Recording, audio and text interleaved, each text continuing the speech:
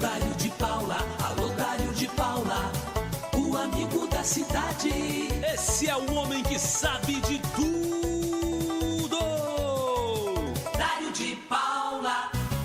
Para começo de conversa, o confronto entre a diretoria do Sindicato dos Metalúrgicos e a oposição tem novos desdobramentos e uma decisão judicial que estabelece normas na disputa pelo comando da entidade, mas que a atual diretoria teima em descumprir. A juíza da segunda vara do trabalho de Volta Redonda, doutora Monique da Silva Caldeira Kozlovski de Paula, mandou anular o edital de convocação de eleição para o Sindicato dos Metalúrgicos, publicado num jornal da região no dia 6 de janeiro deste ano.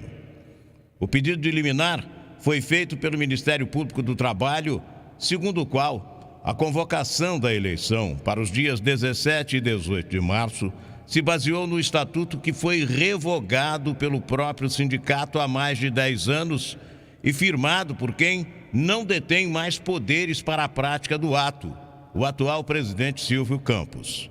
A decisão da magistrada é mais um capítulo relacionado às manobras que os atuais dirigentes vêm fazendo para não cumprir uma decisão de agosto de 2019, também da Justiça do Trabalho, para que a eleição seja conduzida por uma comissão eleitoral formada por membros indicados por centrais sindicais e não pelo presidente Silvio Campos.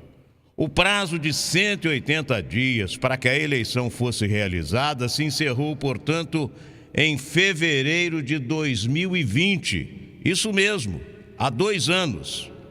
Ao declarar a nulidade do edital publicado no mês passado, doutora Monique Kozlovski apontou a evidente afronta ao que já foi julgado e afirmou que o sindicato insiste no descumprimento da ordem judicial. Ao mesmo tempo, ela acolheu o pedido do Ministério Público do Trabalho para a homologação da comissão, cujos membros titulares e suplentes já foram indicados por 5 centrais sindicais. Essa é a comissão que deve conduzir o processo eleitoral. Definiu ainda que, conforme decidido pelo Tribunal Regional do Trabalho da Primeira Região, o pleito deverá ser fiscalizado pelo Ministério Público do Trabalho, que poderá designar o presidente da comissão entre os escolhidos pelas centrais. Registre-se que a presente decisão confere autonomia e acesso à comissão eleitoral homologada por este juízo nas dependências do sindicato e na eventualidade de criação de qualquer obstáculo para a realização dos trabalhos necessários, bem como a atuação do Ministério Público do Trabalho, serão aplicadas as medidas judiciais cabíveis previstas em nosso ordenamento jurídico, alertou doutora Monique Kozlovski. Ao mesmo tempo, a juíza do trabalho não acatou, por hora, como destacou, o pedido do Ministério Público para afastar dos seus cargos os atuais dirigentes do sindicato. Entre eles, além de Silvio Campos, o vice-presidente Renato Soares, o secretário de Assuntos Jurídicos Edmilson Alvarenga e o secretário de Finanças Jovelino José Jufo. O Ministério Público do Trabalho requereu que fossem nomeados um ou mais interventores judiciais para a administração do órgão. Ela também não aceitou impedir o acesso dos atuais dirigentes às dependências do Sindicato dos Metalúrgicos, sedes e subsedes, por considerar que seria uma afronta ao direito de liberdade. Também por hora, conforme novamente destacou a magistrada, foi rejeitado o pedido de bloqueio dos ativos financeiros do sindicato, por entender que tal medida traria mais prejuízos do que benefícios à categoria que o órgão sindical representa.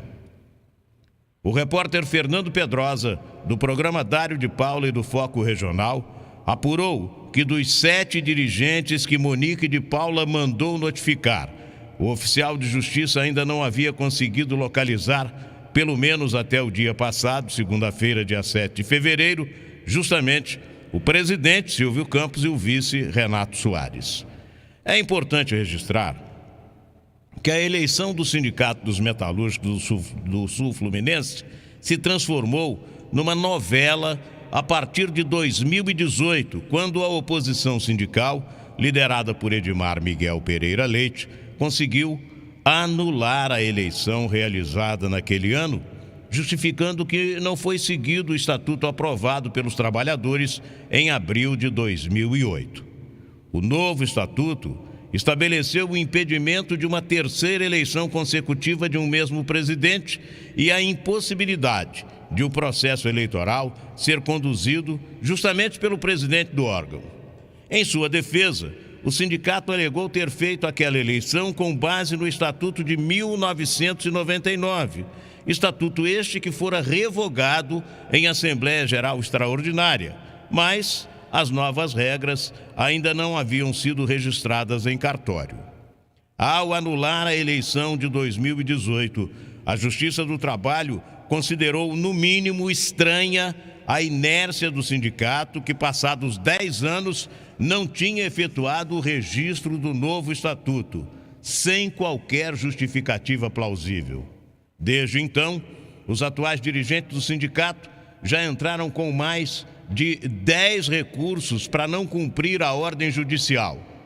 Todos eles foram negados. Agora, o sindicato alegou em sua defesa que as eleições convocadas para este ano não seriam referentes ao período 2018-2022, mas sim para um mandato 2022-2026, confirmando, portanto, a intenção de se manter no comando da entidade indefinidamente.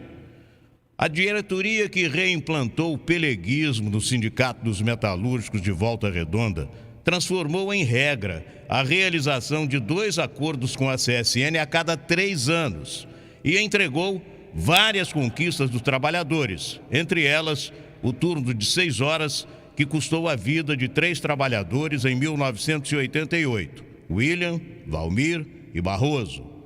A diretoria mais pelega da história do sindicato dá mais um passo para, descumprindo as determinações da Justiça do Trabalho, se perpetuar no poder.